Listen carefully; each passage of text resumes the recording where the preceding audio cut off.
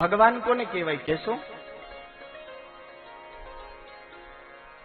કોને કહેવાય ભગવાન? તો કે પીળું પીતાંબર પહેરીને આવે, વાંસળી લઈને આવે, એને ભગવાન કહેવાય. અને એ જ ભગવાન વાંસળી છોડી અને ધનુષ લઈને આવે, એને ભગવાન કહેવાય. એવું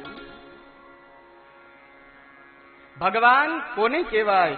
તો કે જે વિદ્યા જેને પ્રાપ્ત થાય ને, જેની અંદર વિદ્યા રહેલી હોય એને વિદ્યાવાન કહેવાય. જેની પાસે બહુ ધન હોય ને એને ધનવાન કહેવાય. જેની પાસે બહુ બુદ્ધિ હોય એને બુદ્ધિમાન કહેવાય. તો ભગવાન કોને કહેવાય?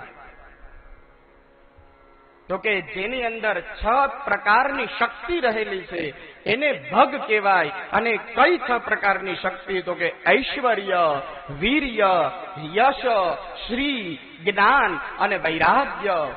આ 6 શક્તિ જેની અંદર નિવાસ કરે ને એને ભગવાન કહેવાય. અને આ ભગવાન માનો કે આપણા સન્મુખ આવી ગયા, આવે જ નહીં, પણ કદાચ આપણી ભક્તિ એવી સિદ્ધ થઈ જાય અને ભગવાન આપણી પાસે આવે તો એ ભગવાનને ઓળખવા કેવી રીતે? આ કલિકાલમાં એવું નથી કે ભગવાન કલિકાલમાં વાંસળીને ધારણ કરીને જ આવે. ભગવાન તો આ કલિકાલમાં તમને કોઈ પણ સ્વરૂપે દર્શન દે, બસ આપણા હૃદયમાં એ ભાવ પ્રગટ થવો જોઈએ. તો ભગવાન આપણા સન્મુખ પ્રગટ થવા માટે તૈયાર છે, પણ હજી હૃદયમાં એ પ્રેમ આપણને થયો નથી, હજી હૃદયમાં એ પ્રીતિ આપણને થઈ નથી, એટલે ભગવાન આપણા સન્મુખ પ્રગટ થતા નથી.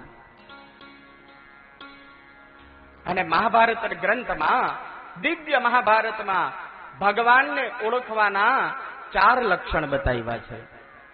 ભગવાનને ઓળખવા હોય તો કઈ રીતે ઓળખવા, એ મહાભારતમાં 4 લક્ષણ છે. એમાંથી સૌથી પહેલું લક્ષણ છે કે ભગવાન જો આપણા સન્મુખ આવી જાય તો ભગવાનનું પહેલું લક્ષણ કયું છે? તો કે ભગવાન ક્યારેય પોતાના નેત્ર ઝપકતા નથી. આપણે ક્ષણ થાય ને તો આપણે આંખનો પલકારો થાય છે, ભગવાનની નેત્ર ક્યારેય ઝપકતી નથી.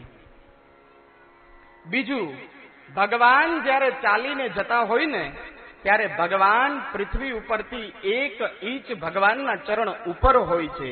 ત્રીજું, ભગવાન જ્યારે ચાલીને જતા હોય ને ત્યારે ભગવાનનો પડછાયો નથી હોતો.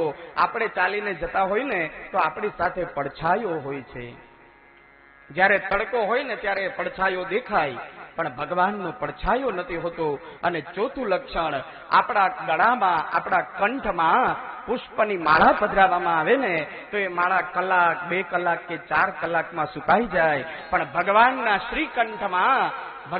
શ્રીકંઠમાં જે માળાજી પધરાવેલા હોય ને એ માળા ક્યારેય સુકાતી નથી. આ ભગવાનને ઓળખવાના 4 લક્ષણ છે.